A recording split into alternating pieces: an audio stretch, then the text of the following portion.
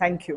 Hello दोस्तों, मेरा नाम रश्मि साबले है और छोटा सा परिचय अपना इसलिए देना चाहूंगी क्योंकि मेरा एक ही चीज मानना है कि अगर मैं अपना परिचय नहीं दूंगी तो कौन देगा। तो ये है कि basically I am an electrical engineer and I had been interacting only with machines so far. So now I'm interacting with human beings through my poetry and stories. Thank you. और मैं यहाँ सिर्फ अभी तक तो मैं जैसे सुंदरम को जानती हूँ, दुनिया में सबसे ज्यादा जेन्युइन और अगर ऑनेस्ट इंसान कोई है तो सुंदरम है।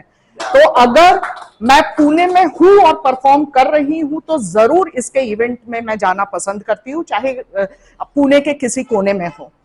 तो आज मैं वही सोचकर आई हूँ सुंदरम, और जैसे तुमने कहा कि हम इस महफिल में प्यार कमाने चले आते हैं, तो हम भी उसी लिए चले आते हैं कि प्यार मिल जाए लोगों से। और जैसा आपने कहा, माधव ने कहा, पता नहीं क्यों जब आप प्यार मोहब्बत की बात करते हैं तो अपने आप हिंदी और उर्दू पर आ जाते हैं। तो बहुत अच्छी चीज है ये। और मेरा तो ऐसा है दोस्तों कि मैं प्यार मोहब्बत पे ज्यादा लिख नहीं पाती, क्योंकि मेरा तो यही मानना है कि मैंने मोहब्बत कर ली और अफसोस जिससे मोहब्बत की उसी से शादी भी कर ली। तो जिंदगी में दो ही चीज बचती है, या तो ओपन माइक अटेंड कीजिए, क्यूरेटेड शोज अटेंड कीजिए, या फिर कॉमेडी। कॉमेडी घर में हो जाती है तो यहां मैं कुछ सुनाने चली आती हूँ। और थोड़ा सा और अपने बारे में सिर्फ यही बताना चाहूंगी कि थिएटर मेरा पहला प्यार है।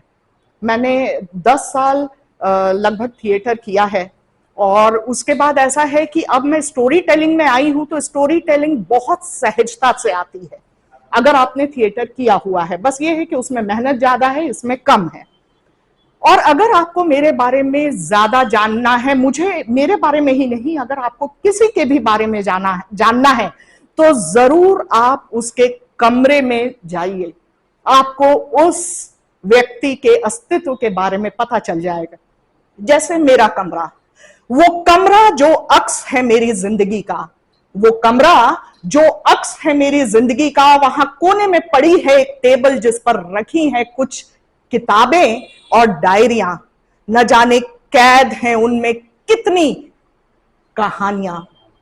वो लम्हा भी कैद है जब पहली बार मेरा दिल धड़का था।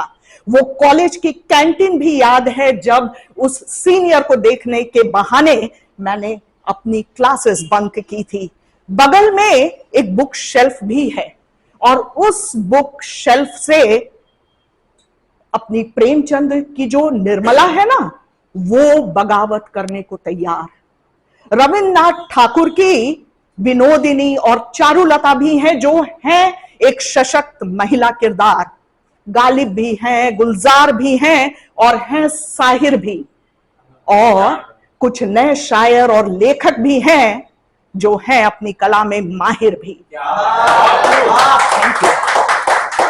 वहां पड़ी हैं कुछ जुराबें, वहां पड़ी हैं कुछ जुराबें जिन्हें पहनकर मैं सुबह सुबह जॉगिंग के लिए जाती हूं, तो मेरे ही सोसाइटी के जो अंकल है ना, वो मुझसे पहले गुड मॉर्निंग विश कर देते हैं। वहां टंगा है एक छाता, और ये जो छतरी है ना, मुझे मेरे शहर की वक्त बेवक्त वाली जो बारिश है ना, उससे बचाती है। इस बार सोचती हूं वो छतरी मैं घर पर ही भूल जाऊं, अरसा हुए बारिश की बूंदों को छुए हुए। वो कमरा जो अक्स है मेरी जिंदगी का।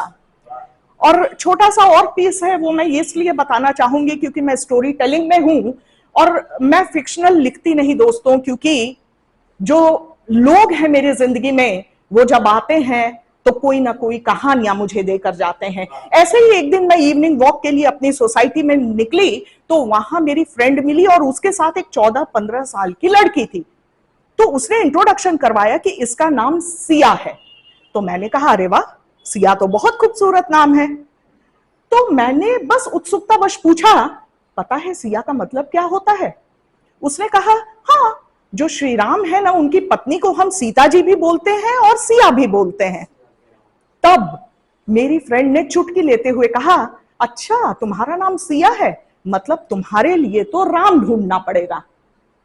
तब उस लड़की ने 14-15 साल के, आजकल के बच्चे इतने इंटेलिजेंट हैं, इतने समझदार हैं कि मैं क्या बोलूं, उसने कहा कि श्री राम तो एकदम परफेक्ट इंसान थे, वो आज कहां मिलेंगे, क्योंकि मैं खुद भी तो परफेक्ट नहीं। बस मैं घर आई और कुछ लाइनें इस तरीके से निकली दोस्तों कि पापा तुमने मेरा नाम सिया तो रख दिया, पापा तुमने मेरा नाम सिया तो रख दिया, संस्कार भी दे दिए, क्या राम ढूंढ पाओगे। सास ससुर ससुराल ही मेरा घर है, मम्मी ने सिखाया पति ही परमेश्वर है, क्या इस एक्स्ट्रा मैरिटल अफेयर की दुनिया में एक पत्नीधारी मर्यादा पुरुषोत्तम ढूंढ पाओगे, क्या राम ढूंढ पाओगे। और ये मैं ज्यादा विमेन सेंट्रिक लिखती हूँ कविताएं, तो इसका मतलब ये नहीं कि मैं सिया की बात कर रही हूं, अगर राम नाम है किसी का वो भी कह सकता है कि पापा आपने मेरा नाम राम तो रख दिया, क्या सिया ढूंढ पाओगे। आगे का है कि रस्मों रिवाजों का, और दोस्तों बीच में यही कहना चाहूंगी कि हम लोग बहुत लकी हैं जो बड़े शहरों में पले बढ़े हैं, आज भी मेरे देश के कोने में ये सब चीजें जो आगे आने वाली हैं वो होती हैं। रस्मों रिवाजों का क्या मुझे ही उठाना पड़ेगा बोझ, कब बदलेगी इस दकियानूस समाज की सोच, जो मुझे मुझसे पहले समझे क्या वो सम्मान ढूंढ पाओगे, क्या राम ढूंढ पाओगे। पापा तुमने मेरा नाम सिया तो रख दिया, क्या राम ढूंढ पाओगे। कुछ लाइनें थोड़ी सी और हैं कि शबरी ने श्री राम को जूठे बेर थे खिलाए, अपनी ही बेटी के ससुराल का पानी नहीं पीना, किसने है ये कायदे बनाए, जो इन कायदों पर सवाल उठाए, क्या वो इंसान ढूंढ पाओगे, क्या राम ढूंढ पाओगे। पापा तुमने मेरा नाम सिया तो रख दिया, संस्कार भी दे दिए, क्या राम ढूंढ पाओगे। पापा ने क्या जवाब दिया, पापा ने कहा समान अधिकार की बातों को है फिर से समझना और समझाना। समान अधिकार मतलब equal rights for daughters and sons, समान अधिकार की बातों को है फिर से समझना और समझाना, और हाँ अब बेटों के साथ बेटियों को है राम राज्य बनाना, अब बेटियों को है राम राज्य बनाना। धन्यवाद।